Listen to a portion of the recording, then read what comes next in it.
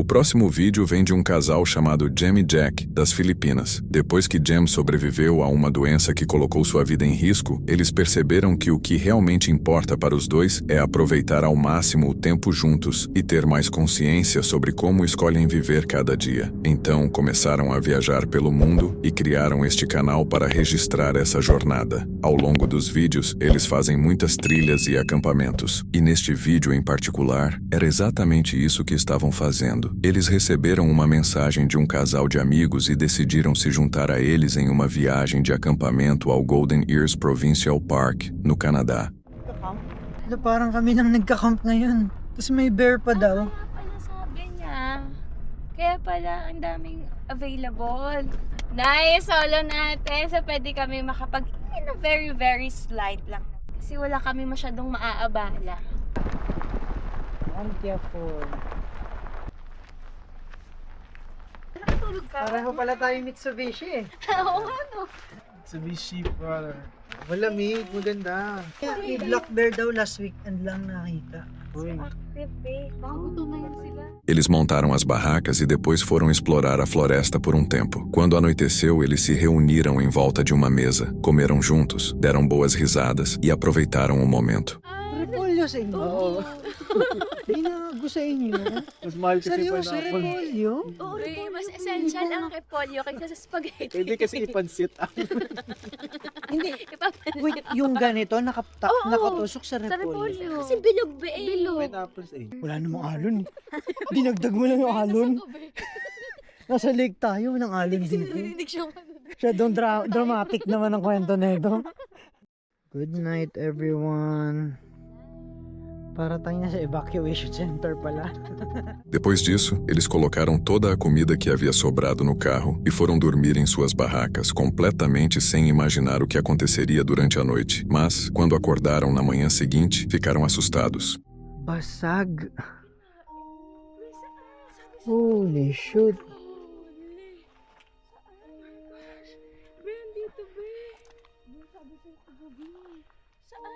Binasag niya oh. Good morning. So may narinig sila, mga kasama namin, sila Anya, sila Carl. May narinig daw kagabi, amoy-amoy daw sa tent. Eh sobrang himbing ng tulog namin. Tapos may nakain. Una nakita namin, eto, nakain. Tapos binasag niya yung... Huli. Ang lakas niya. Kasi feeling namin ang lapit talaga niya. So, sign na to ng van life. Sinigit pa ba? Wait lang, babe. Paano to, babe? Maayos pa to? Maayos May din. insurance to, wala? Insured yan. Ng bear? Yeah. Sabihin, Yeah, insured yan. Hindi nyo kami ginising. Pero wala tayong ginawang mali kasi lahat ng pagkain natin nasa loob. Ano, patay tayo nito sa ranger. Pag kahit pa magreklamo tayo, wala din naman silang matagawa. Oo. Paluin na. Grabe yung cravings niya, sinangag. So tama lang na hindi tayo nagsusstore ng pagkain sa tent. Kasi kung may pagkain tayo sa tent, huli, ito yung post niya oh. Ayan oh. Yun yung heel, yung mga daliri. Tapos ito yung bakas ng kamay niya. Nung pagkakain niya ng liempo, bumalik siya dito. Tapos sumawak siya dito. Urso foi atraído pelo cheiro da comida, e durante a noite, enquanto todos dormiam, ele quebrou o vidro do carro, entrou no veículo e roubou parte da comida. Por sorte, eles não estavam dentro do carro e nada aconteceu com eles. Mas isso mostra exatamente por que você nunca deve deixar comida dentro da sua barraca enquanto estiver acampando. O urso literalmente quebrou o vidro do carro deles, só para chegar até a comida. Imagine o que ele poderia ter feito com uma barraca ou qualquer outra coisa que estivesse no caminho. Foi uma situação em que eles tiveram muita sorte e evitaram algo muito pior ao seguir algumas regras básicas de acampamento. É justamente isso que torna essa história tão assustadora. Eles tiveram sorte de nada pior ter acontecido, mas bastava uma pequena mudança naquela situação para o desfecho ser completamente diferente.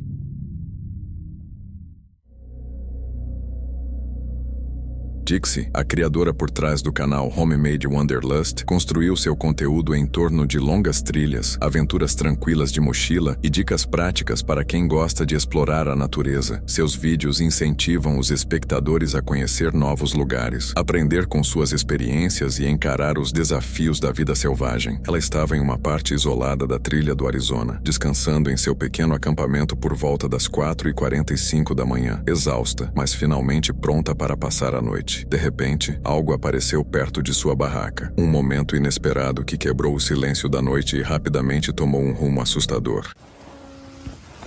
Go get.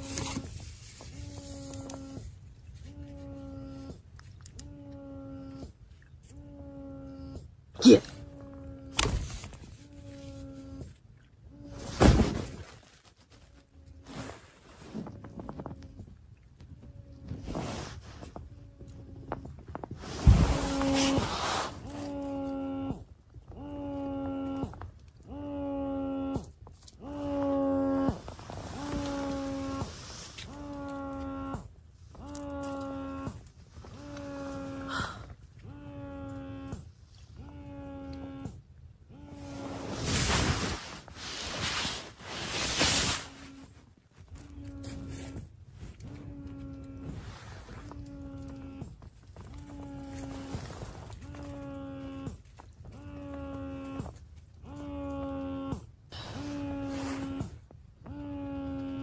It wasn't okay.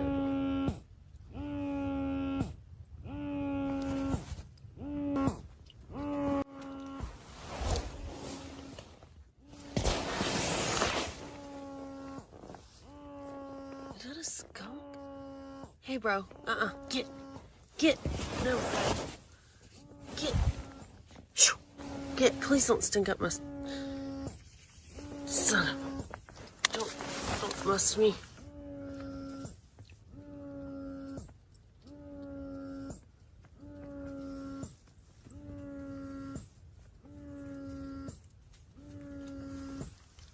God, you do stink.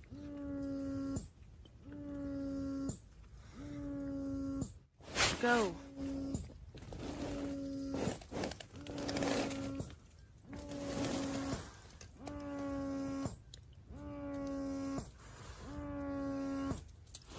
Get. Get.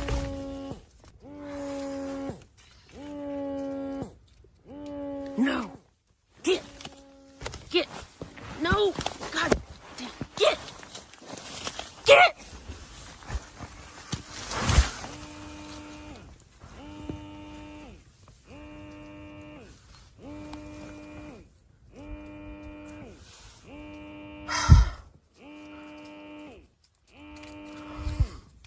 Havia um gambá bem do lado de fora da barraca, arranhando, bufando e mordendo o tecido enquanto tentava entrar. Dixie tentou espantá-lo, mas o animal não demonstrava medo, nem parecia querer ir embora. Pelo contrário, continuava dando voltas ao redor da barraca e se aproximando cada vez mais, insistindo em arranhar o abrigo como se estivesse determinado a conseguir entrar.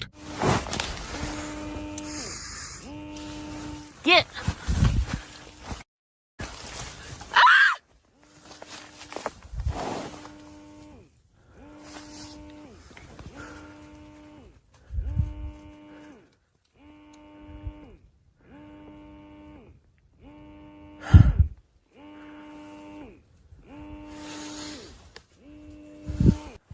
There's a skunk attacking my tent! Get back! Get back!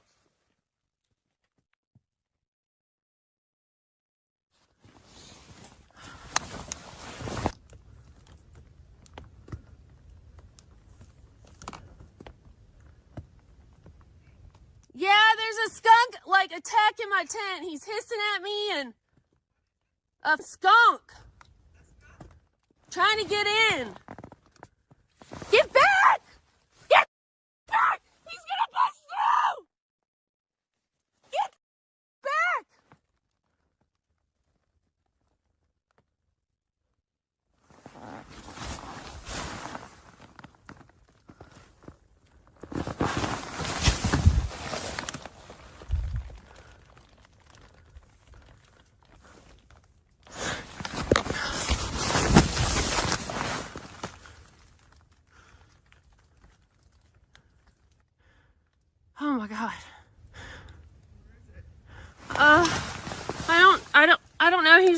keeps circling and coming back.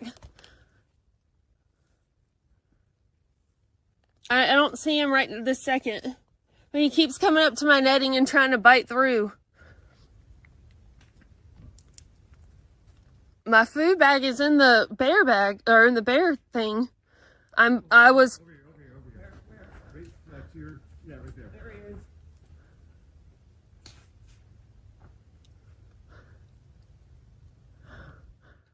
You think he has rabies? I'm so sorry to get y'all up, but like, I recorded this. I'm gonna show y'all him biting at this tent. Oh my God. I have never had anything like that happen. Y'all, I am so sorry. I know you're probably like, this woman is psycho. A forma como o gambá continuava avançando contra ela sem demonstrar medo mostrou que havia algo errado. Ele não agia como um animal normal, avançava repetidamente, bufava sem parar e tentava morder a barraca como se estivesse desesperado para chegar até ela. Foi então que Dixie percebeu que ele estava com raiva e tentava mordê-la. Ela gritou por ajuda enquanto o animal continuava atacando e se recusava a recuar. Quando outros trilheiros ouviram seus gritos e correram até o acampamento, o gambá finalmente fugiu para a escuridão.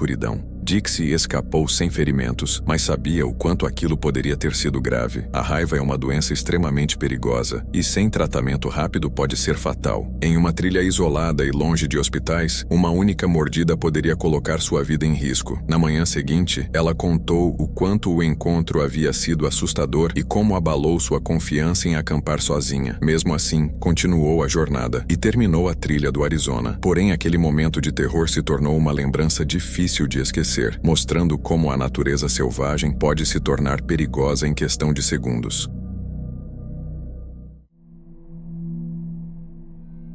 O criador por trás do canal Life is Too Short registra sua vida na estrada ao lado de sua esposa, Carol, passando muitas noites em sua van enquanto exploram diferentes partes da Grã-Bretanha. Seus vídeos geralmente mostram viagens, situações do dia a dia e a vida na estrada. Mas uma simples parada para passar a noite se transformou em um encontro que nenhum dos dois havia vivido durante os 5 anos em que faziam isso. Depois de chegarem tarde a um estacionamento quase vazio e se acomodarem dentro da van para passar a noite, eles acreditaram ter encontrado um lugar tranquilo para descansar até amanhã. Só não imaginavam que, antes que a noite terminasse, um estranho apareceria do lado de fora e tentaria obrigá-los a ir embora. There's no one else here. No. There's a bin. Just got to see if you can find a flat space. Tricky.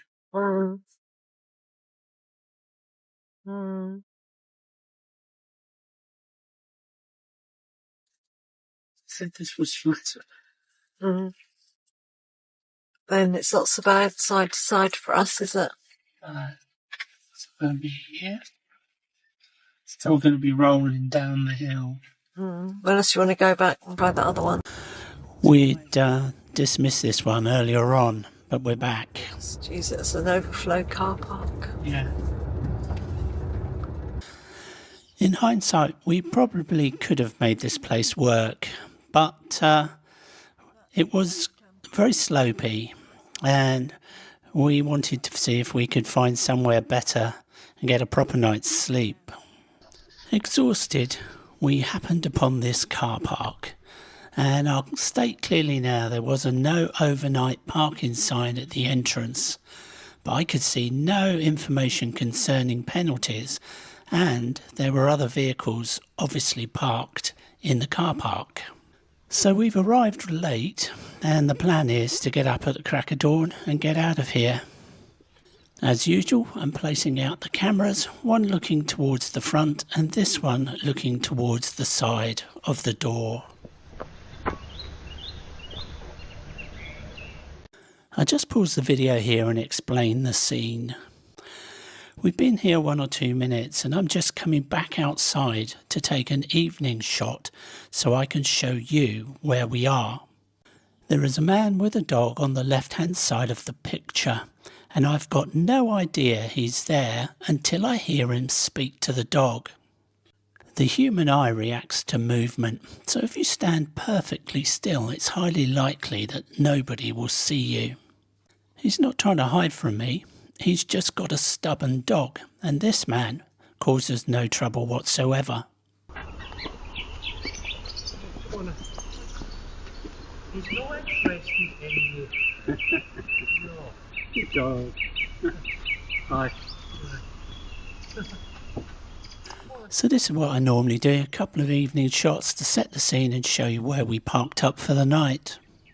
You can see the location of both cameras. O estacionamento já estava tranquilo quando chegaram e, como havia outros veículos estacionados ali, a princípio não viram nenhum motivo para acreditar que estivessem em perigo. Quando anoiteceu, o casal saiu por alguns instantes para filmar os arredores e mostrar onde havia estacionado. Até aquele momento, tudo parecia completamente normal, com pessoas passando pelo estacionamento e nada indicando que passar a noite ali poderia se tornar um problema. Eles já tinham voltado para dentro da van, acreditando que a noite havia terminado tranquilamente. Mas essa sensação de calma não durou muito, porque o que encontraram em seguida veio diretamente do lado de fora da porta.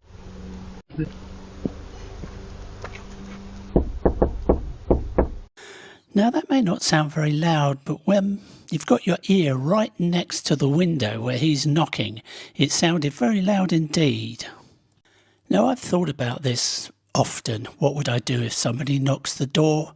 And the first thing I would do is not open the door until I know who's outside and how many of them there are.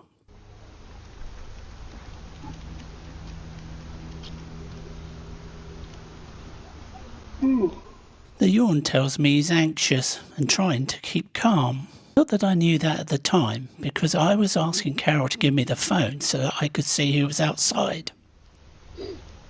At this stage we've said nothing to him, and I've asked Carol just to be quiet. So I haven't actually seen him yet, and he obviously gets impatient and decides he wants to knock again.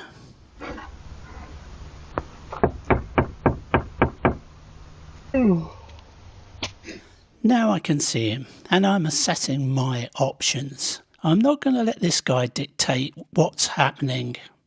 At the moment he's not aggressive, but he's clearly fed up, because you don't normally do this. I know you're in there, I just saw you 2 seconds ago. Are you going to come out? This guy thinks he can tell me what to do, but he can't. He's a civilian just like I am. Carol is terrified, but I'm not. And I just keep calm in situations like this.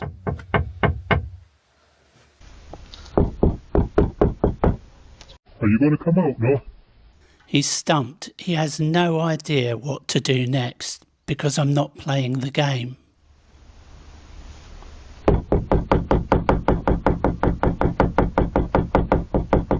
Remember folks, knocking is just knocking. There is no threat. Now some of you may be thinking, I'd have told him to F off by now, or punched his lights out, or gone outside and challenged him. But wait a minute. In my time in CID down in Brighton, I dealt with a lot of serious assaults, and they all start like this. And one thing that the police always hated to see was that any potential victim had put themselves in danger. So I'm perfectly safe in this van. There's nothing he can do to me, and he's not causing any damage. Okay, so we're going to play the game that you're not going to come out. Well, at least he's nice enough to acknowledge that it's a game. His game is that he's going to tell me to drive off when I'm tired. And I've got no intention of driving off, because I could cause an accident. So how's he going to react when I tell him that news? There's a big sign up there saying no overnight parking. People have been parking here, urinating and leaving feces about here. I'm sure he's right. I'm sure they've had problems. But we haven't caused those problems. And if you watch my videos, you'll see we spend more time picking up people's trash rather than depositing it. This guy wants to box everybody under the same category as troublemakers. The vast majority are not. The council put the sign up and they've said anybody that's parking here is to be reported to the police. That's very interesting, because that's not the function of the police. I think the council have not been honest with him. So I'm giving you the chance to move on. If you don't want to move on, then I'll just phone the police and the police will come through and they'll move you on whenever they get here. But it'll probably be later on, so it'll be a bit of a pain. So I would move on now. Are you going to come out and have a grown-up conversation, no? He really doesn't get it, does it? I'm not going to talk to him. I'm not coming out. And I'm not the one stood outside making a fuss, banging on people's doors at 10 o'clock at night. He's still not a risk. He's still not causing any damage or committing any offences. No? Okay, I'll just give the cops a call. A situação mudou quando o homem do lado de fora começou a bater na van e exigir que eles saíssem. A partir daquele momento, o problema já não era apenas o local onde haviam estacionado, mas a pressão cada vez maior que ele fazia sobre os dois no meio da noite. De dentro da van, o casal percebeu que sair poderia fazer a situação ficar ainda pior. Por isso, decidiram permanecer onde estavam, sabendo que estariam muito mais seguros atrás das portas trancadas. A possibilidade de a polícia ser chamada trouxe ainda mais incerteza, mas eles estavam exaustos e precisavam pensar se sair naquela condição poderia ser mais perigoso do que continuar ali. O que veio depois foi um tenso impasse, com o estranho continuando a pressioná-los do lado de fora enquanto eles permaneciam dentro da van, esperando para descobrir se as ameaças dele realmente levariam a algo pior. I've no idea if he called the police or not, but they certainly didn't turn up, and we spent the whole night there. If the police had turned up, I would have done whatever the police officer told me to do. I would have been charming and pleasant. But I would have pointed out to them if they told me to move that I was extremely tired, so was my wife, neither of us were in a fit state to drive, and I pulled in to rest in accordance with Rule 91 of the Highway Code. I'd have also told him that we were going to be gone at the crack of dawn in the morning, and surely common sense would say that we should be allowed to stay there for the night and not cause anybody any bother. O estranho finalmente foi embora depois de tentar convencê-los a sair, e a polícia nunca apareceu. Tom e Carol permaneceram dentro da van, e a situação terminou sem violência, mas deixou claro como uma simples parada para dormir poderia ter se tornado algo muito pior. O mais assustador era não saber quais eram as verdadeiras intenções daquele homem. Ele poderia estar apenas irritado, bêbado ou até armado, e tudo poderia ter mudado caso tentasse entrar na van. Para Carol, essa incerteza tornou o encontro assustador, enquanto seu marido se concentrou em manter os dois seguros dentro do veículo. No fim, o homem foi embora sem machucá-los, mas ficou a sensação de que aquela porta trancada foi o que manteve a situação sob controle. Eles só queriam um lugar para descansar, mas acabaram descobrindo como um encontro aparentemente simples pode se tornar perigoso em questão de segundos.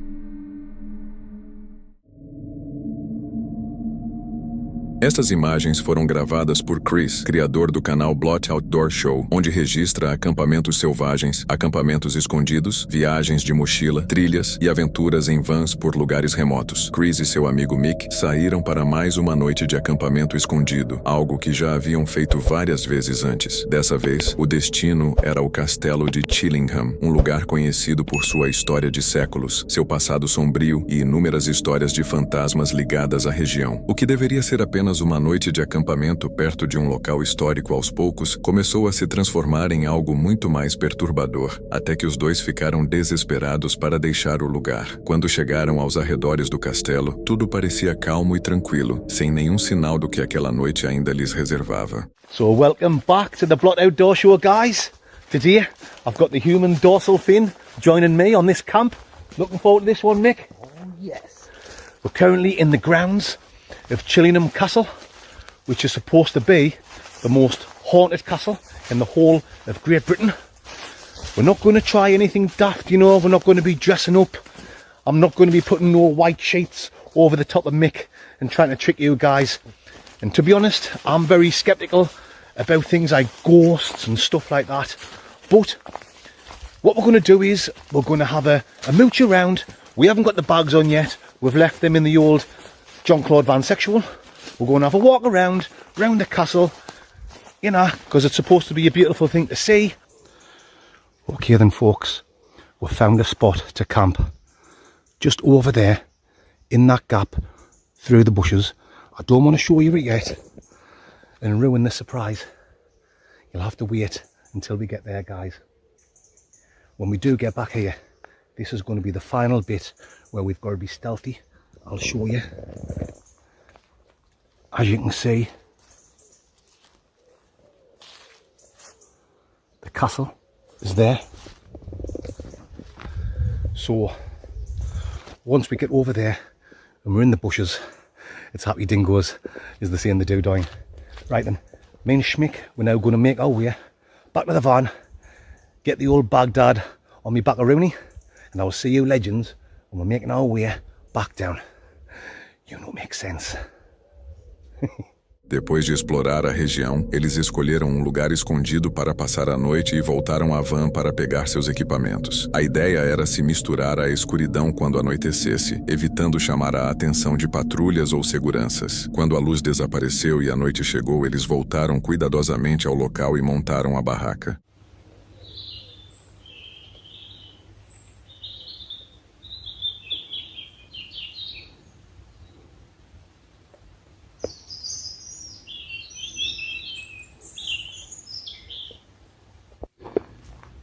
Okay folks, that's the tent up and all our gear set up.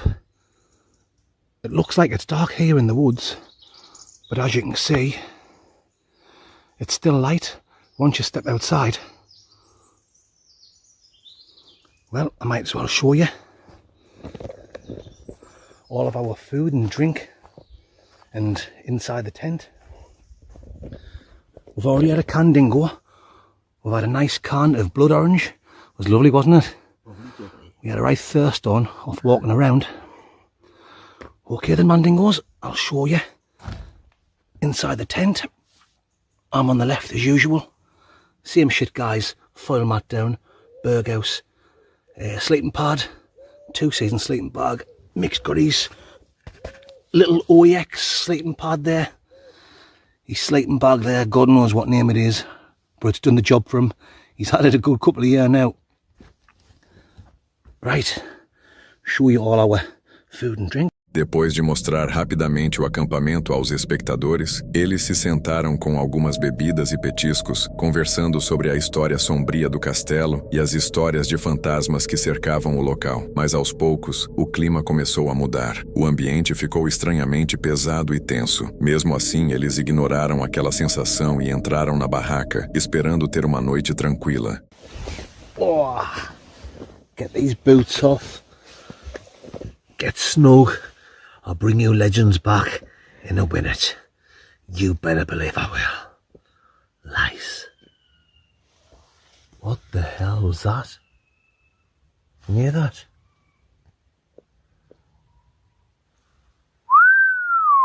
Eles estavam dentro da barraca quando, de repente, um grito agudo cortou o silêncio da noite, deixando Chris e Mick paralisados. No começo, tentaram ignorar o som, convencendo-se de que era apenas um pássaro ou algum animal, e seguiram em frente. Mas então, algo ainda mais perturbador aconteceu, tornando impossível ignorar aquela sensação de que havia algo errado. Okay, folks, we're back in the tent now. I've got to be honest, there's been nothing spooky happen tonight. It's been a nice, chilled out camp. What the fuck's that? Sorry, guys. What the fuck is that? There's definitely something going on outside the tent. What the fuck? Fucking hell. I'll put the card up there. Calm. Stay still, stay still, stay still. It stopped. It stopped. There was definitely some footsteps or something out there, Mandingos. I don't know if you heard that. The camera probably didn't pick it up, so you probably think we're full of shit. Anyway, guys, I'm gonna press stop on the record, and I'll bring you back soon. I'm bursting for a Slash Gordon anyway, so I'm gonna go outside and I'll check it out. Did you hear that? Right. It was like footsteps, and then it got faster, but then as we started like talking, it just stopped. I think we should have just kept quiet. Oh, I tell you what, I see what people are talking about when you get that cold, eerie feeling about you. Okay, Mandingos, I'll bring you back very soon. Right. De repente, uma mistura estranha de som surgiu do lado de fora da barraca. Passos esmagando o chão, acompanhados por um som baixo e assustador, parecido com um chiado. O medo tomou conta deles quando perceberam que não estavam sozinhos. Tentando descobrir o que estava acontecendo, Chris saiu para verificar, andando em silêncio e fora das câmeras, mas não encontrou nada, nenhuma pegada, nenhum movimento, nenhum sinal de alguém. Aquele vazio só aumentou a tensão, e os dois começaram a sentir um medo de verdade. But I definitely heard footsteps there. Definitely heard I heard footsteps like there. footsteps, and then they got faster. But then as I turned and said like, what's that? And Mick like moved. It just stopped.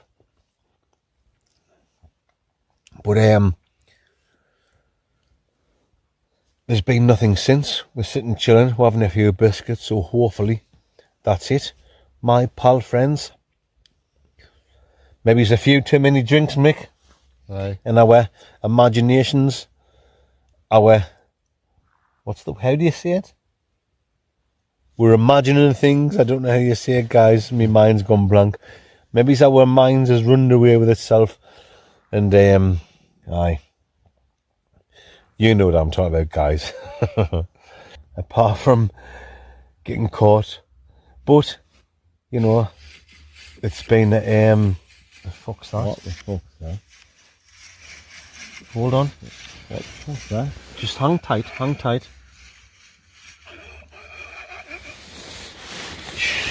Fuck. Wait. Quiet. Oh yeah, No, we're not gone. We'll have to stay.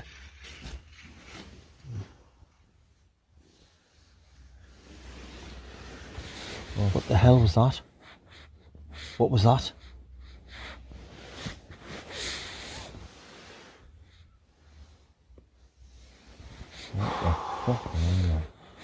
Right. Honestly.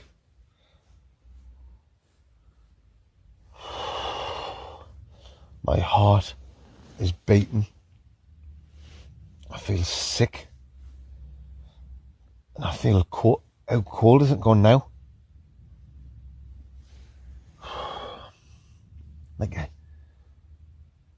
Honestly, I normally think things like this is full of shit. I don't know if the cameras picked that up.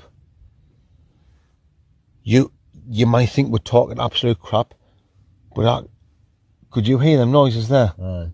So it's schizophrenia. Por um tempo, tudo ficou em silêncio, e eles pensaram que talvez tivessem imaginado tudo, mas poucos instantes depois, os sons voltaram, mais altos e muito mais próximos. Passos rápidos circulavam o acampamento, acompanhados por um ruído estranho. Parecia que alguma coisa se movia ao redor da barraca, escondida na escuridão. Chris e Mick ficaram paralisados, tentando entender o que poderia estar ali. Eles pensaram em ir embora, mas como já haviam bebido, não podiam dirigir. Sem outra opção, decidiram ficar. Nada mais aconteceu naquela noite, mas a sensação de medo continuou mesmo depois que os sons desapareceram. 7 o'clock. Well, just after 7. Oh, what a fantastic night. I nearly shit my pants. I think little Mick has followed through. I've never experienced anything like that in my life ever. Like I've said earlier on in the video, I'm always very skeptical when I hear these stories, but there was definitely like footsteps outside the tent. It was like footsteps, and then it sounded like the footsteps were getting faster and started to run, and then just stopped. And then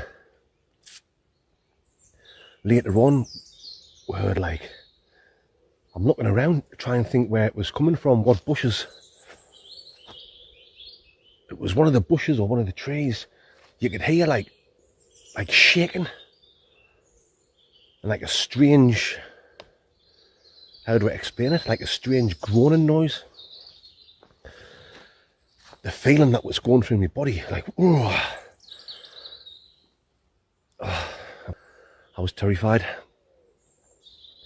So we haven't had too much sleep. Kind of just lying there, dozing off for a few minutes and then waking back up. Just waiting for it to get light. Mick's still in the tent now.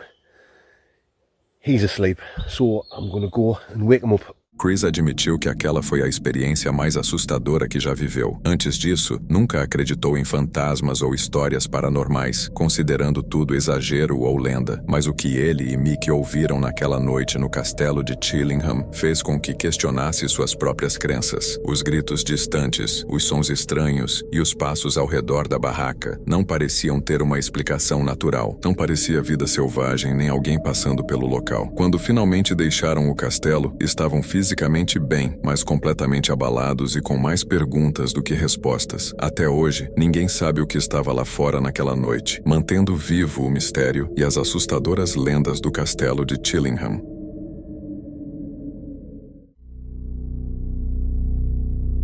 Happy Mountain Trekkers é um canal dedicado a aventuras ao ar livre, com trilhas, acampamentos bushcraft, técnicas de sobrevivência e exploração da natureza. Dessa vez, ele planejou passar uma noite sozinho em uma área isolada da floresta, longe de qualquer trilha. Também levou um pequeno projeto para a noite: esculpir sua primeira colher de madeira. A ideia era aproveitar uma noite tranquila, cercado pela natureza, pelo som da fogueira e pela simplicidade da vida ao ar livre. Mas ele não sabia que aquela tranquilidade não duraria. Aquela noite provaria que até mesmo um campista experiente pode se assustar com o que a floresta esconde depois de escurecer. Ao chegar, montou seu abrigo de bushcraft e acendeu uma pequena fogueira. Enquanto as chamas iluminavam a clareira, ele pegou suas ferramentas e começou a esculpir a colher, acompanhado pelo som do fogo quebrando o silêncio da noite.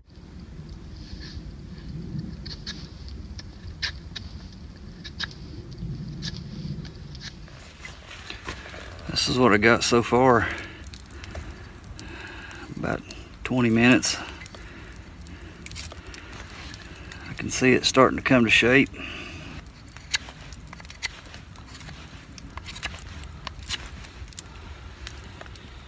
I've always wanted to do this, but never quite got around to it, and I'm just gonna be tickled pink if I can turn that into a spoon.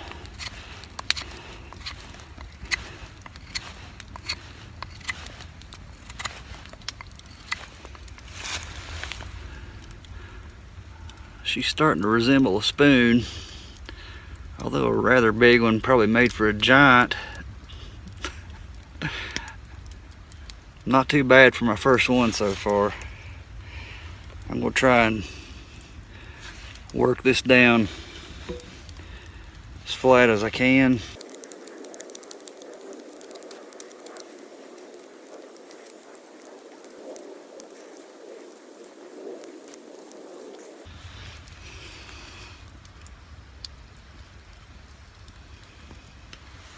Keep hearing the strange noise up on the top of the mountain. I can't figure out what that is. I don't know if you guys can hear it, but it sounds like some kind of, almost sounds like a bird, but it doesn't.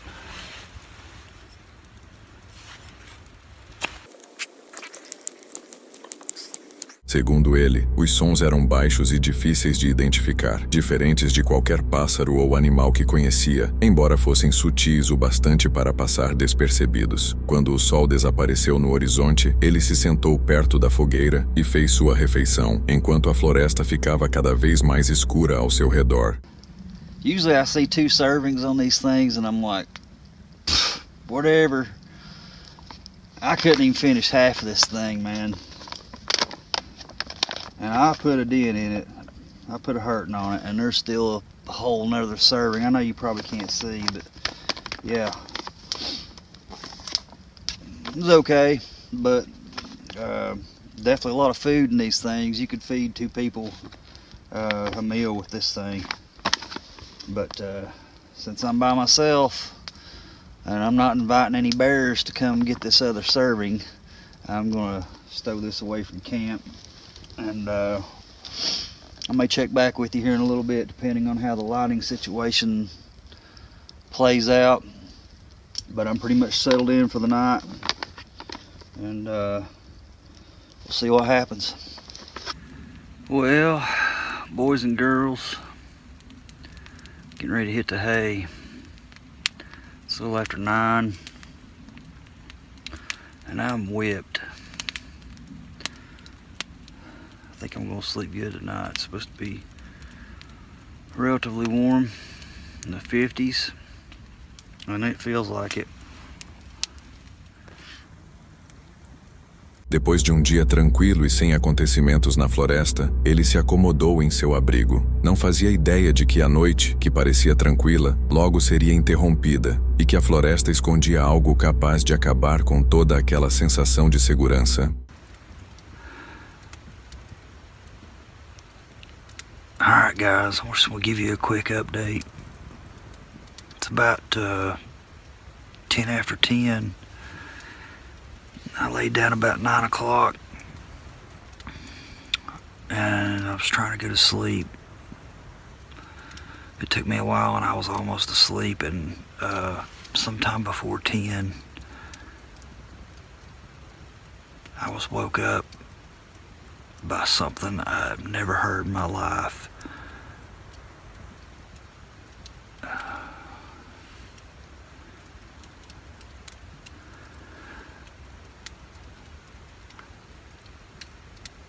And I know this might sound sensational or something that, I'm not bullshitting. I heard like 4 quick, very loud, deep guttural calls on this ridge behind me, behind camp. There's like a dip on the other side, and it goes up to a higher ridge on this backside, and it sounded like it come from over there. But it was like 4 calls. Almost like a communication call of some kind. They were back to back, and then there was a pause, and then I heard 2 more. It scared the absolute shit out of me. Ele ouviu sons estranhos, chamados graves, que mal conseguia descrever. O que quer que estivesse fazendo aqueles sons parecia enorme, e a força deles o deixou abalado. Uma sensação crescente de medo tomou conta dele, mas apesar do terror, permaneceu em seu abrigo, tentando passar pela noite.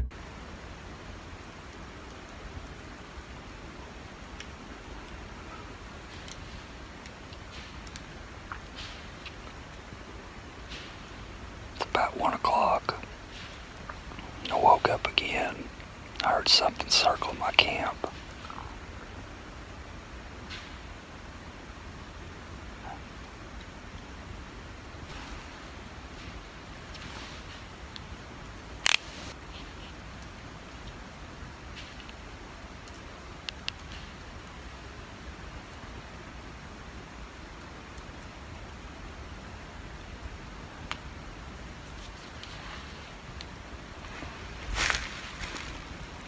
Whatever it is, it's close.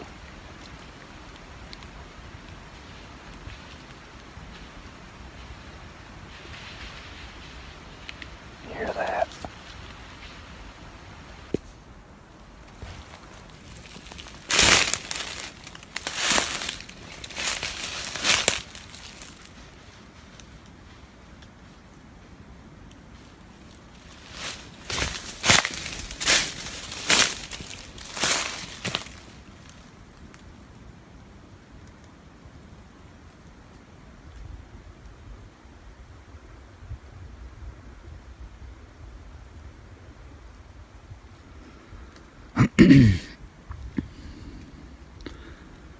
Whatever it is, it sounded like there was 2 or 3 of them, and it started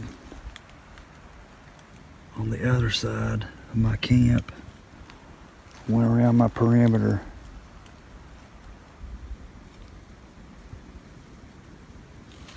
Uma hora depois, ele acordou novamente com passos pesados circulando o acampamento e sons estranhos, como se algo estivesse sendo golpeado com muita força. O ritmo era estranho e não parecia vir de nenhum animal. Assustado, percebeu que talvez não estivesse sozinho na floresta. Ele saiu para investigar, mas não encontrou nada. Porém, ao revisar as imagens depois, descobriu algo perturbador. Atrás das árvores, vários pares de olhos brilhantes o observavam. O mais estranho era a altura deles, muito acima da linha das árvores, tornando difícil acreditar que fossem de animais ou pessoas. Sem perceber nada durante a exploração, ele continuou avançando pela floresta, completamente alheio aos vários observadores que acompanhavam cada um de seus passos.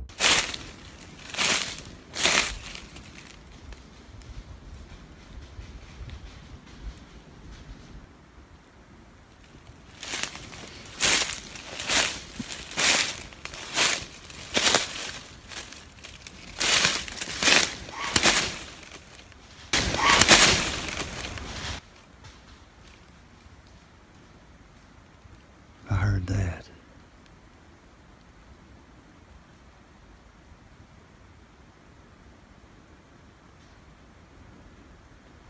Yeah. I think I'm going back to camp. Conforme avançava, os sons ao redor ficavam ainda mais assustadores. Parecia que alguma coisa corria pela escuridão ali perto. Passos circulavam ao seu redor, enquanto galhos se mexiam, como se algo passasse entre as árvores. Então, sem aviso, um grito ecoou pela floresta. Um som que não parecia de nenhum humano ou animal que ele conhecesse. O medo tomou conta dele, e seu instinto dizia que não deveria continuar ali. Percebendo que era perigoso demais ficar exposto, voltou para o acampamento. O resto da noite passou em um silêncio estranho e sufocante. Quando amanheceu, ele entrou no canal para contar aos espectadores o que havia acontecido.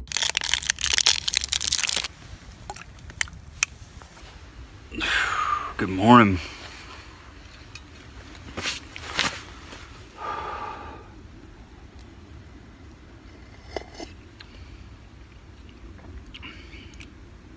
Peanut butter flavored coffee. Never thought I'd try that. It's not bad. Well, it's about 7:45. Last night was one for the books. Very unusual, to say the least. I've been camping a lot of times. I'd say out of every 100 camping trips I've been on, maybe 5 of those have been solo. Usually I got somebody with me, but I've never experienced anything like that. I slept on eggshells the rest of the night.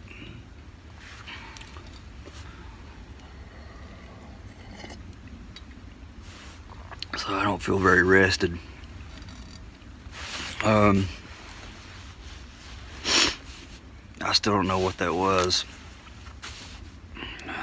Ele contou aos espectadores o quanto aquela noite havia sido assustadora e diferente de tudo que já tinha vivido. Ele já havia acampado inúmeras vezes, mas nunca tinha passado por algo tão perturbador. Na manhã seguinte, arrumou suas coisas e deixou a floresta, sabendo que aquela noite ficaria para sempre em sua memória. Os chamados graves, os passos pesados e aquela presença se movendo pela escuridão pareciam não pertencer à natureza. Como alguém experiente em atividades ao ar livre, ele conhecia bem o comportamento dos animais e tinha certeza de que aquilo não era um deles. Havia algo escondido entre as árvores e aqueles olhos enormes não pareciam pertencer a nenhuma criatura que ele conhecesse, humana ou animal. Então, quem ou o que estava observando ele na escuridão? Infelizmente, essa é uma pergunta que provavelmente nunca terá resposta. Se você chegou até aqui e curtiu o vídeo, não esqueça de se inscrever no canal e deixar seu like. Isso ajuda muito. E aproveita que eu separei mais um vídeo aqui em cima para você assistir agora.